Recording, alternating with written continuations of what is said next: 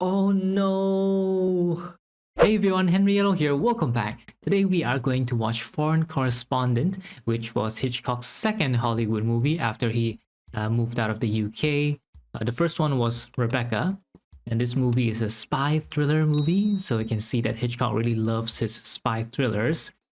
Perhaps all these spy movies were his way of building up towards North by Northwest later on. Now, on another note, this marks the fifth day without any water supply. And for those who didn't watch the intro from my previous movie reaction, basically what happened was the main pipe which supplied water to most areas of the state that I live in, it burst. So, we don't have any water, and the government is trying their best to repair it. Some areas have had water now, but my area still didn't have any. Thankfully, there are water trucks that come by every day, so we just get our water from the water trucks. So things have been pretty tough, actually. But we're just trying to hold out for as long as we can with the way things are. So yeah. Well then, let's watch Foreign Correspondent. To those intrepid ones who went across the seas to be the eyes and ears of America, to those forthright ones who early saw the clouds of war while many of us at home were seeing rainbows, to those clear-headed ones who now stand like recording angels among the dead and dying, to the foreign correspondents, this motion picture is dedicated. I believe this movie was set before World War II. No chance of war this year. According to a high official, I could get more news out of Europe looking in a crystal ball. I want a reporter, somebody who doesn't know the difference between a Nizam and a kangaroo. A good, honest crime reporter. Who was that fellow that ran down the payroll robbery last week? Johnny Jones. He beat up a policeman, didn't he? Johnny Jones. Sounds ideal for Europe. Are you Mr. Jones? Yes. Sit down, please. What's your opinion of the present European crisis, Mr. Jones? What crisis? Exactly what he wants. How would you like to cover the biggest story in the world today? Give me an expense account and I'll cover anything. What Europe needs is a fresh, unused mind. Foreign correspondent, huh? No, a reporter. Mr. Van Meer, when questioned by our oracle, refused to open his mouth. Who's Van Meer? Keynote to the European situation today. If Van Meer stays at the helm for the next 3 months, it may mean peace in Europe. One of the two signers of the Dutch treaty with Belgium. To talk with him, find out what's in that treaty and what he thinks is going to happen. Facts. How about Hitler? Don't you think it'd be a good idea to pump him? He must have something on his mind.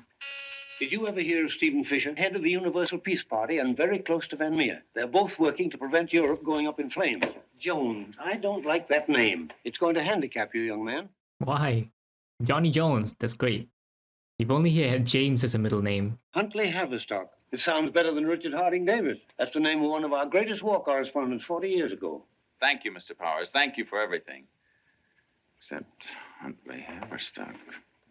Don't wear it over one eye like that. It makes you look like a gangster. Mother, you always think the boys are wearing their hats over one eye. Put that in the box for Uncle John, will you? Let me try it on. No, I can try it on first.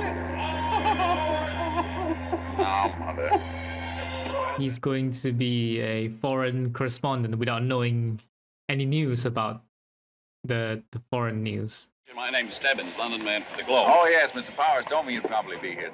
Scotch and soda and a glass of milk. Went to the doctor today to see about these jitters, and he said it was the wagons for a month or a whole new set of organs. I can't afford a whole new set of organs. Not that you could get any. Doesn't taste the way it did when I was a baby. It's got poison in it.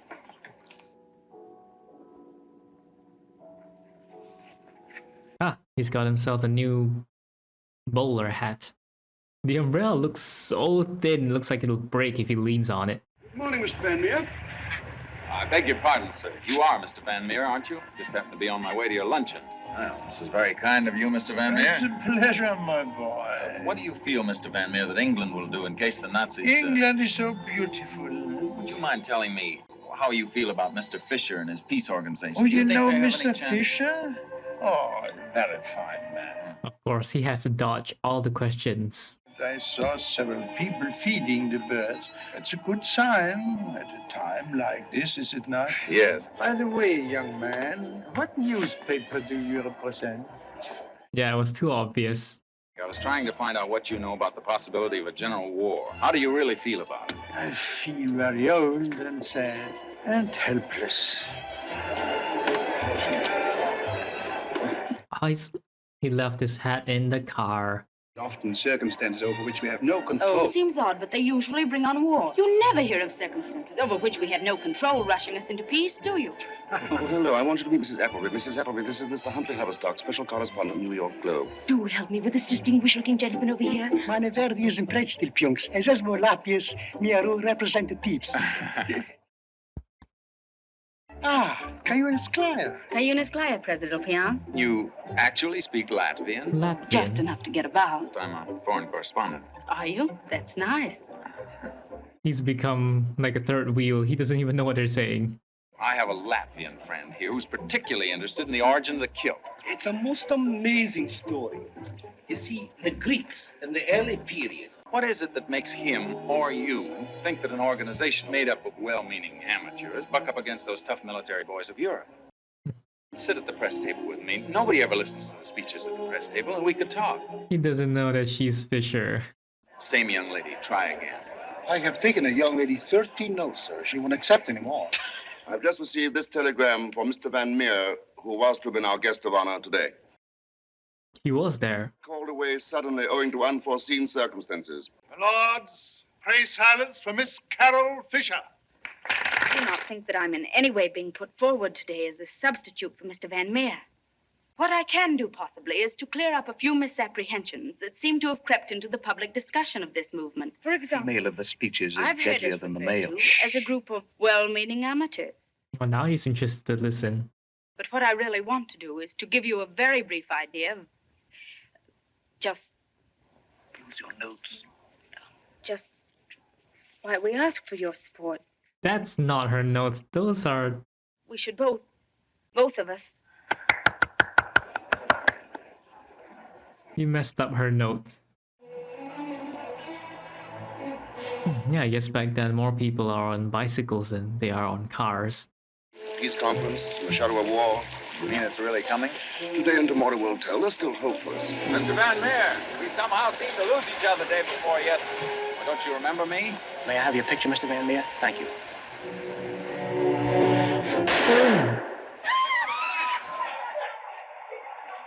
Wow, an assassination right out in the open. It was a point-blank range hit shot too.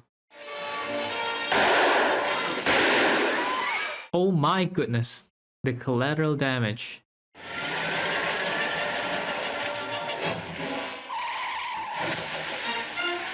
Follow that car, quick!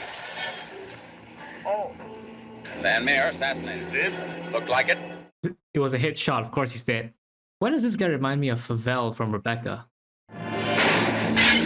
Safety glass. I wonder who's paying. Scott Folliott, newspaperman, same as you, Folliott. London correspondent. One of my ancestors had his head chopped off by Henry VIII, and his wife dropped the kettle and letter to commemorate the occasion. Huh. Now you say it like a Folliott. stutter. I know, just straight for. Folliott.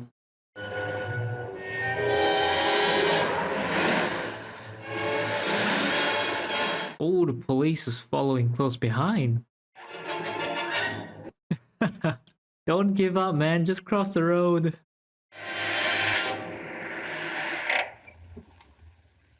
What? Did he just disappear? Well, that's the most amazing disappearing trick I've ever seen. They must have veered off at a turn or something. Take a look for yourself, old boy. Tell him your name. Tell him about the two small F's. That'd be a bit over his head. Los Fola! This isn't catching any assassins. We should have kept one of those policemen and played bridge. Yeah, I guess you're right.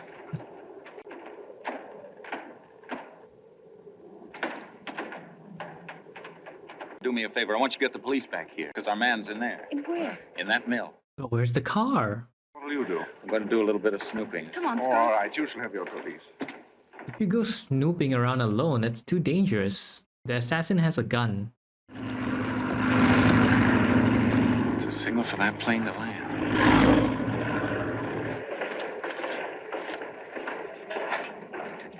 Wow. Oh, they're sure professionals to get the car to get in that garage so fast.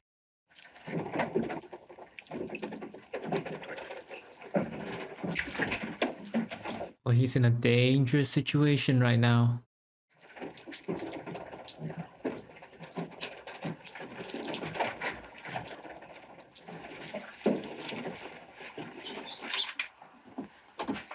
close the door, mister.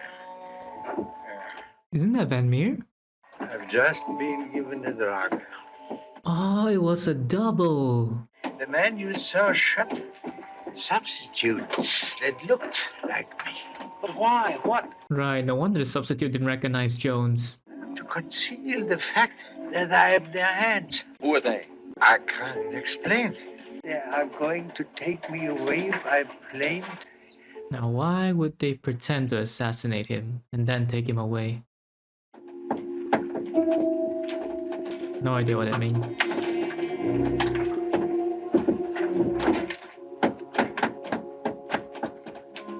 I feel like it's a terrible hiding spot, but as long as they don't notice him, it works.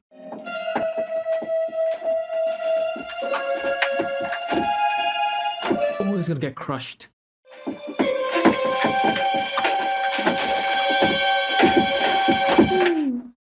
Pretty close call.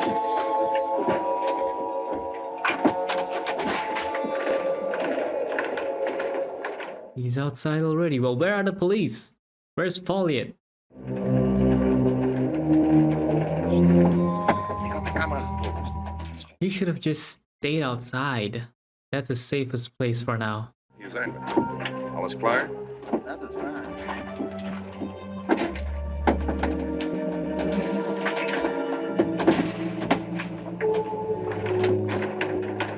You see? Old Mill. Does anyone here speak English? We speak English in the school. Tell them to follow me. Do you understand? Hi, Sector. Who met him? Me met Gandhi. Yeah, that's what I've been trying to tell you. Come on. It's too late by the time they get there. The plane would have been long gone.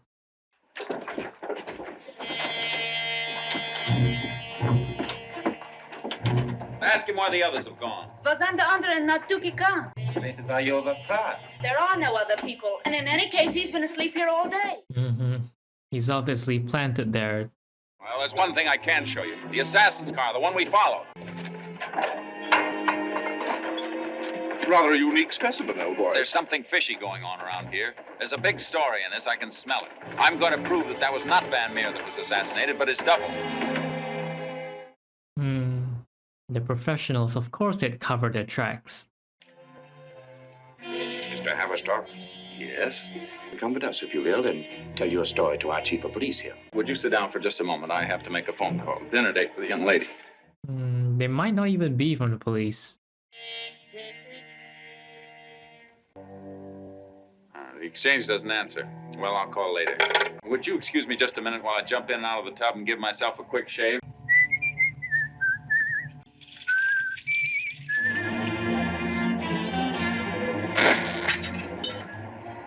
Oh, hot Europe.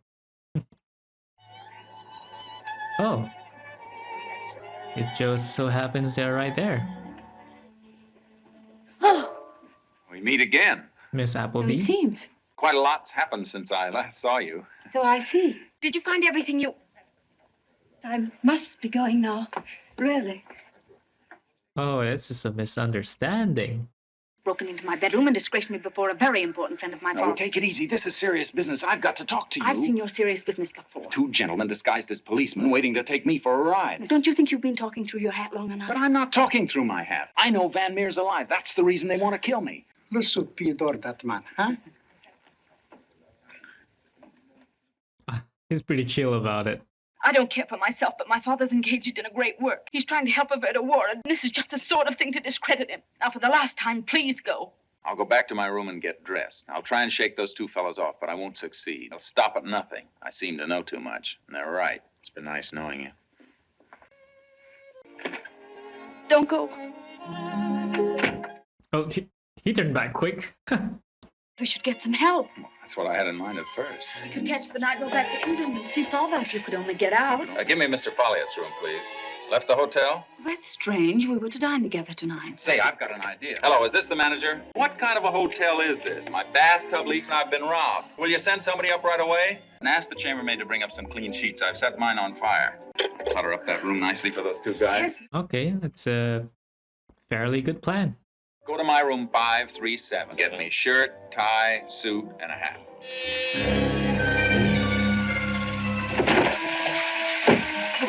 denn hier? Wie kommst du denn hier? Ja, wir hatten das... Haben Sie denn was damit zu tun? Absolut nicht. Wie kommen Sie Come denn up here and demand what's going on. Uh-oh, they saw him. Actually, I kind of suspect Folliot, because how could Folliot leave if they have plans for the night? And I'm pretty sure he's Pavel from Rebecca. Full up, sir. Sorry. Not even a small cabin? Not a thing. Well, I have a rather rare banknote here which you might be interested in. Sir, I just had a cabin returned. Can I have your name, sir? Oh, One cabin isn't going to do us much good. I fully intended to sleep in the lounge. It's very kind of you. Fine. I'll take What? it. Not a cabin will be gone too. Exactly. Oh, so people who don't get a cabin can also board the ship, but they have to sleep outside in the cold. I charge all my traveling expenses to the office. Corrupting an official, £5. I love you and I want to marry you. Escalate it really quickly. I love you and I want to marry you. Cuts our love scene down quite a bit, doesn't it? Do you mind?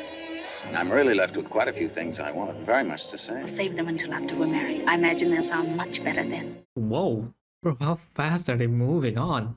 They've only met each other for, what, less than a week? And then they're talking about marriage already? People back then don't waste time, do they? He hasn't even taken her out on the first date yet. Hello, Father. Well, Carol, what on earth are you doing in London? Well, Mr. Haverstock brought me back on the boat. I hope you don't mind my barging in like this. On the contrary, I'm delighted to see you. You didn't even send me a wire. Just for that, I hope your trip was perfect. Oh, it's this guy. Monsieur Krug, how nice to see you again. Monsieur Krug is a member of the Baronian embassy staff here. Oh, Van Meer, I count his death a heavy personal loss. Did you by any chance meet him, Mr. Haverstock? Not formally, but I saw him die. Shall we settle on the wording for the peace petition now or leave it till later? We may as well clear it up straight away in the study. Van Meer isn't dead. Just read. That was his double that was shot. Van Meer himself was kidnapped. Mr. Krug brought Van Meer here by plane last night. He's in England now. They're hiding him. We can't allow him to... Fisher! Leave it to me. I must ask you to leave my house. I'm sure that Mr. Haverstock is going to suggest that I turn you over to the police. I thought you said he'd been taken care of by our agents in Amsterdam. Oh no! Why is Mr. Fisher doing this? Do you remember Rowley? Rowley? Yes, I seem to recall he was present when a mutual friend of ours accidentally fell off the high bridge at Bern. If Mr. Haverstock could be induced to hire him in the capacity of a private detective, you should warn him that it is very dangerous for him to go about London with the knowledge that he has. I thought it best to send Monsieur Krug on his way. You let him get away? Don't you see how important it is not to rouse Krug's suspicions? Van Meer will be killed immediately. Dead or alive, it's a story. Van Meer's life may depend upon our keeping this quiet. A famous diplomat's kidnapped right under my own eyes and I muzzle myself? Until we can find Van Meer and discover what's behind this whole curious business. I mean the why of it. Yes, Mr. Fisher, let us know the why of it. Why don't you? But what you say is true. You need protection. These people are criminals, more dangerous than your rum runners, housebreakers. You combine a mad love of country with an equally mad indifference to life. They're cunning, unscrupulous, inspired. Yeah, you would know. I know. Very efficient private detective agency where we can get just the man. Okay, whatever you say. Mr. Haverstock, your cab's here. Where are you going? Going down to the office. I've got work to do. Johnny, please be careful. I'll be all right. Sure, he's just going off for a drive with an assassin. Is this the man? Look, who's protecting who? I take it you understand exactly what you have to do. Yes, sir. You can trust me to take good care of Mr. Haverstock. Why, Carol? Nothing must happen to him, Father. I just couldn't.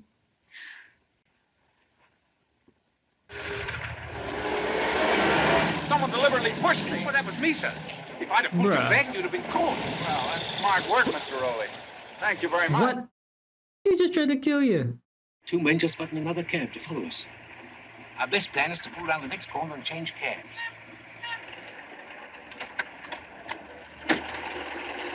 I think our best plan is to slip into the cathedral for a bit. So what, he's gonna try to push him down from a high floor?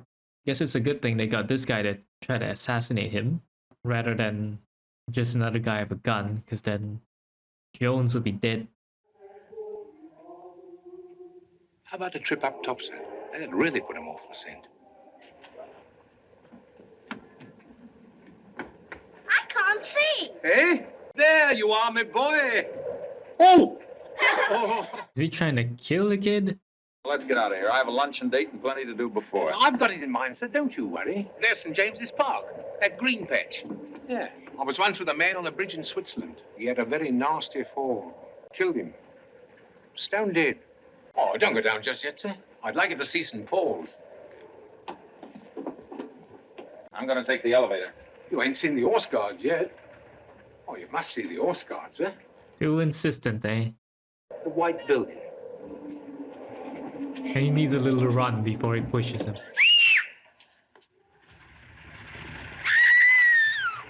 Did he really?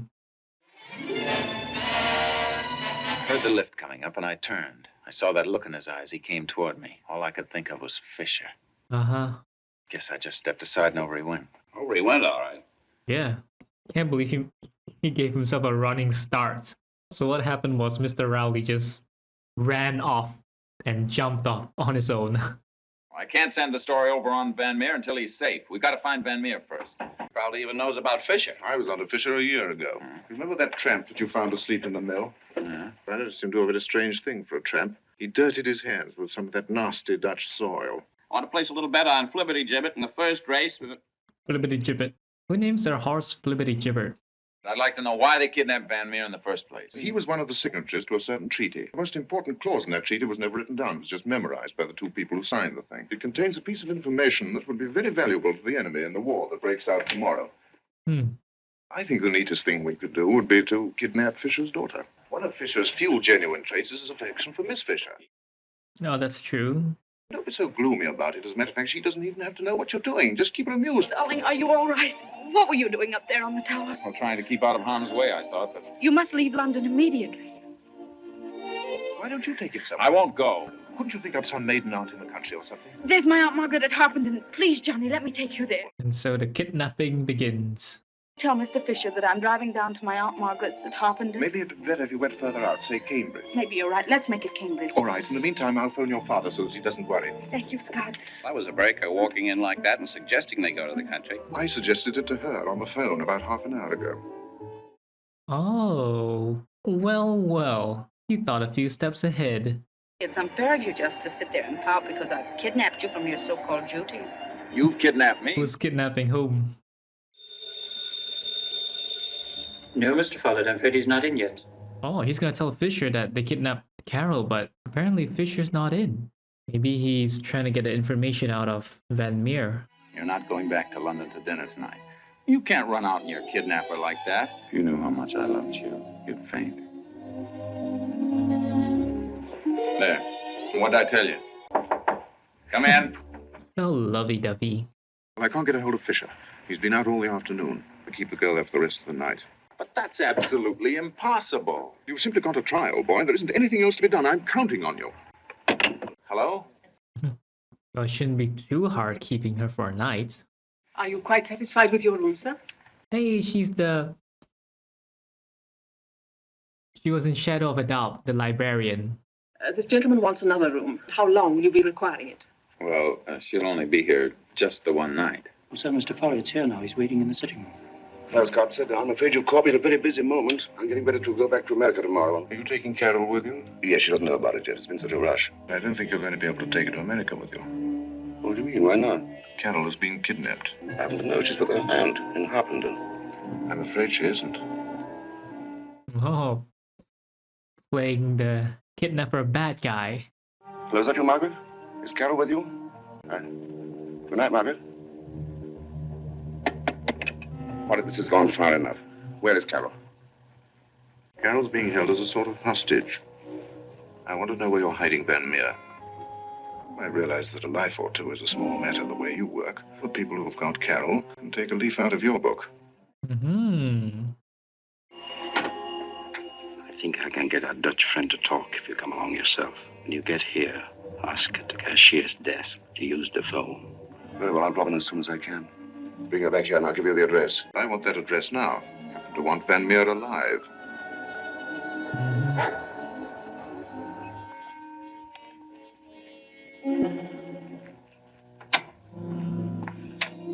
I'll be getting along now. Thanks very much for those points from my leader. Can I take them now? No, she didn't need 3 hours to get here. Sorry. Oh, he didn't give him an address after all. I wouldn't mind so much, but I didn't think he was that sort of person. You see, we'd been joking about it. When I heard him book the extra room, I knew he meant it. Cheap trick. That's what hurts. It was so cheap. It wasn't at all like I thought it was. 242 Charlotte Street, halfway up the Tottenham Court Road. Folliot can follow him.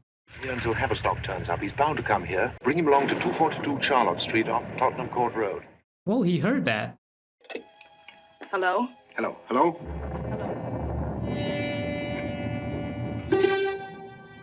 Be careful.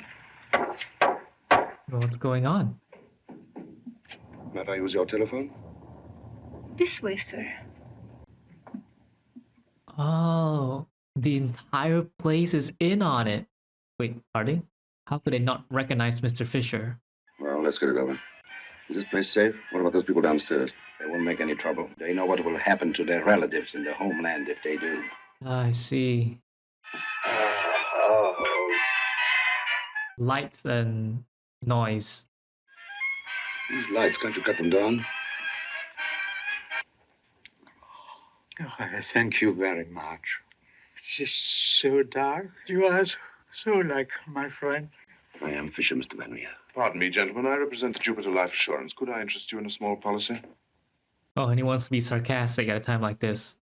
Now, look, I'll just sit here and you carry on with whatever you were doing. Don't mind me. Is it the police? The police are not here. But these people. They have asked me to get you to tell me just that one clause in the treaty. Clause 27. But they mustn't know it. It would help them if they make war. I'll promise to keep it safe. He's not your friend, Mr. Van Meer. Don't tell him. Someone just said, you weren't my friend? Why aren't you taking me away from here? Oh, you are not taking me away. Fisher, where are you? Oh no, his eyes have been blinded by the light. I see now. There's no help. Only war and death. You're a liar, Fisher. Little people everywhere who give crumbs to birds. Lie to them. Force them into war. When the beasts like you devour each other, the world will belong to the little people. Oh, now they're resorting to more violent methods, which they can't show on screen. I will tell everything. Why, it's only a restaurant. He revealed the secret. Look! Come on!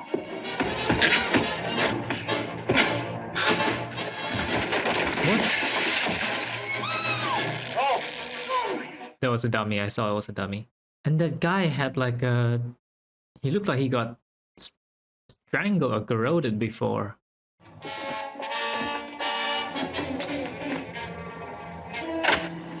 Don't be a fool. How can we arrest him without any evidence? Isn't Van Meer himself proof enough? No, he isn't, and you ought to know it. Van Meer's still alive. What's the good of being related to Scotland Yard? I can't get that fool brother of mine up there to do anything. No, it's his brother.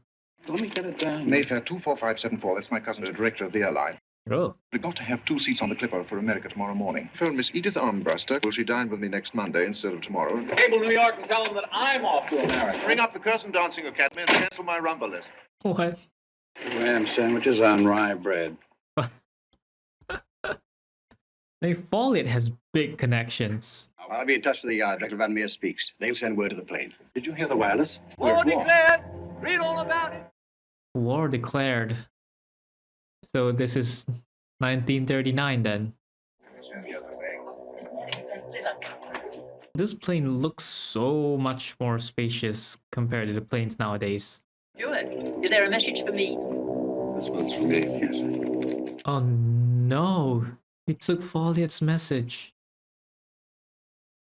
It'd be nice if we could just keep flying for a long time. Live in the clouds. Carol, I've got to talk to you. I don't want to, but I've got to. It's about Krug and Van Meer. You've guessed. And to be arrested when we land. Oh. As a spy, shipped back to London. I should like you to think of me a little from my own point of view. Yes, all right. I fought for my country and my heart in a very difficult way. Sometimes it's harder to fight dishonorably than nobly in the open. What you say to me now means much more to me than any other verdict. I'm going to talk to her and have it over with. What are you going to say to her? How do I know? I'm all mixed up. I'm in love with a girl, and I'm going to help hang her father. Look, Carol, I've got to speak to you alone. It's very important. pretended you loved me, tried to keep me overnight so you could... Oh, it's a lie, that's all. Everything you've ever said to me have been lies. I know you both think my father's a traitor and a renegade. Well, he isn't. Not to me. I've got nothing to do with spies or anything. I'm just a reporter, and I came here after a story. Something exploded. Oh. They've gone crazy. What do they think they're doing? Is it because war was declared, so now they're firing? They're trying to shoot down a plane. You're the most amazing, cool-headed woman I've ever seen. Make for the weather. Right. What the devil am I going to say, Stanley? This isn't like bad weather. If a plane is punctured at that height, the pressure will probably kill them. I'm not going to put this on. Well, then don't. I never heard of anything so stupid. I shall see the British consul as soon as I... She's gone. The shrapnel got her? German, the Von Scheer. She says she's sorry, but she thought we were Obama. She's steaming to our rescue straight away. Oh, she says she's sorry. Well, that helps a lot. When she hits the water, the tail's going to be the best place. You're right, go. Let's get back there. Oh, the pilots are gonna take the brunt of the force. The moment they hit the water, the pilots are gonna be crushed by the ocean.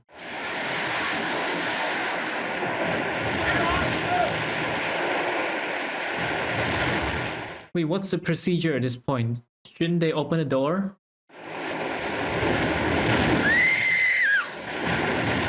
Oh my god, find a window, people, please. I mean, find a door, find a door. Even though the window is big enough to go through, they can't break the window glass.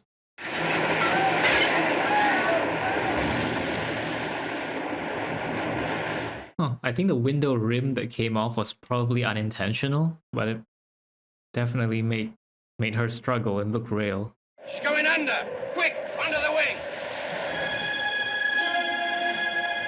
The pilot doesn't have a life jacket. Don't let him on, you fools! Or we shall all put to happen. Shut your mouth! He's right. He won't hold us. I better slip away.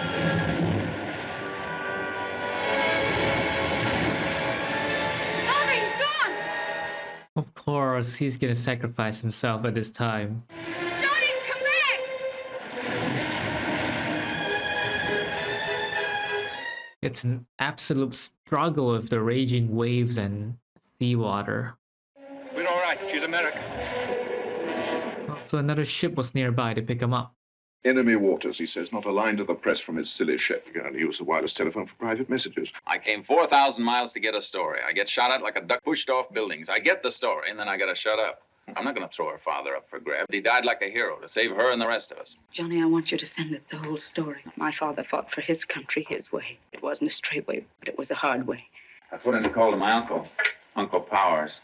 Wait a minute. Johnny wouldn't call up if it wasn't a story. Listen, tell him to hold the presses. Send Bradley in here. Easy, old boy. Here comes the captain. Mr. Powers, keep your ear glued to this phone. I just found out you're a newspaper man. Why didn't you tell me that when I questioned you? When you've been shot down in a British plane 300 miles off the coast of England, latitude 45, if you don't want me to print it, okay. But I think you ought to hear it first. Stephen Fisher. The man who ran the Universal Peace Party? That's preposterous. Mr. Fisher was my father. I want the story printed. What's that? Oh, I guess that's my uncle. Have you got all that down? Rush it out at once. Well, Uncle Powers got all that he wanted by Huntley Haverstock. We have as a guest tonight one of the soldiers of the press, one of the little army of historians writing history from beside the cannon's mouth. There's a raid. We shall have to postpone the broadcast. Let's go on as long as we can. Madam, we have a shelter downstairs. A raid?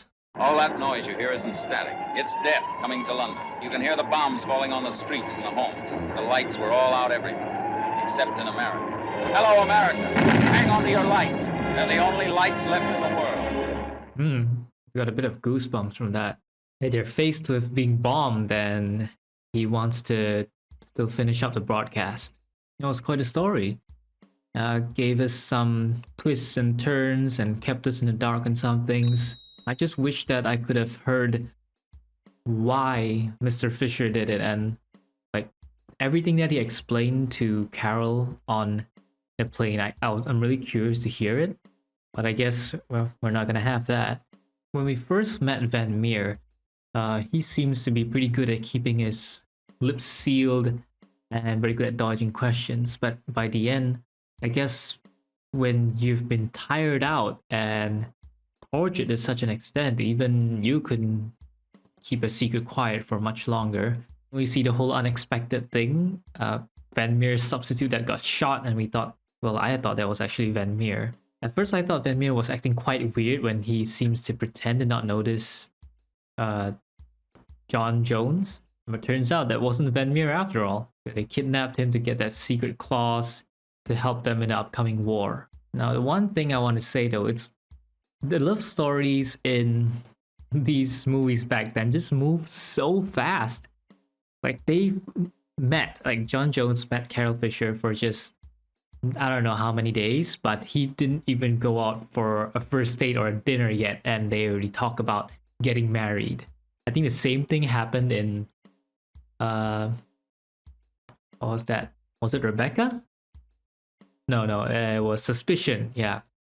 So like they just maybe 1-2 dates, or they've just been together for a week, and then boom, hey, let's get married. Like wow, like that happens so fast, as if they really don't want to waste time being unmarried. But yeah, I get that, you know, back then people married really young and very early. Alright, now I just gotta find out some things about the war, like which war was it talking about? It's World War II, right? Yep, it is World War II. During the movie, at a place that we don't see, German invaded Poland on the 1st of September 1939, and 2 days later, Britain and France declared war on Germany. The ending of the movie, when we saw that, you know, they were being raided during a broadcast, that must have been the raids here. The Blitz began at about 4 in the afternoon on September 7th, 1940, when German planes appeared over London. And for 2 hours, 348 German bombers, wow, and 617 fighters targeted the city, dropping high explosive bombs as well as incendiary devices. That's what was happening at the end of the movie. London was clearly prepared for it because even the broadcast studio had a shelter. Do we even have shelters like this nowadays? I don't even know, because I've never seen any in real life. I'm sure there are, it's just that it's probably not as common anymore, especially in the heavy residential areas. September 7th was just the beginning, because for 8 months the Luftwaffe dropped bombs on London and other strategic cities across Britain.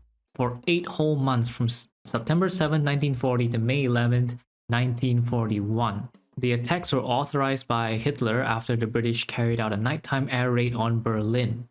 One last thing I'd like to say is that the woman on the plane who refused to put on a life jacket and who was acting like, I don't even know why they're shooting at us. Once the plane lands, I'm gonna go to the British consul and blah blah blah. She reminds me of the lawyer from The Lady Vanishes. Like they just seem to be appalled at the fact that, like, why are you attacking me, or why are you shooting me, refusing to accept the situation. I mean, when things like this happen, when you're being shot at, when you're in danger, your plane's gonna go down from being bombed, you gotta adapt to survive, rather than acting all high and mighty like, hey, I am, you know, this, you can't treat me like this and crap. Like, that's just gonna get you killed even faster. Of course, there will always be people like that who feel like they are entitled, or who feel like they're above everyone just because they have a certain status or a certain thing. Anyways, that's it for Foreign Correspondent. If you enjoyed the reaction, like and subscribe. Thanks for watching, and I will see you in the next video. Peace.